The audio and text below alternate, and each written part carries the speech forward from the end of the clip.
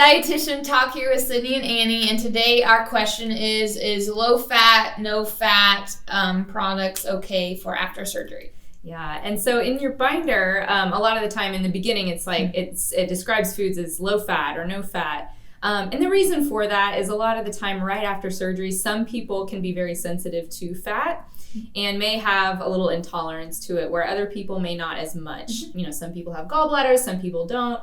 And so that is a reason why we recommend kind of starting with a lower fat or no fat options, but it's not necessarily a requirement to stay with that long term. Yeah. And then long term, it's kind of on your choice to decide if you would rather do low fat, no fat products or what your stomach is more sensitive to.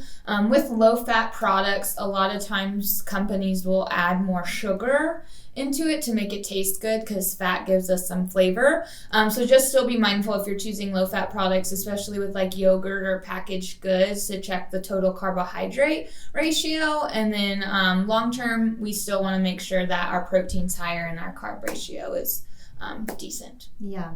And so the recommendation for fat generally is usually around 30 to 45 grams a day or less. And depending on what your tolerance level is, there's room for adjustment there too. So if you have questions about your specific regimen, feel free to contact us as well. Awesome. Thanks, guys.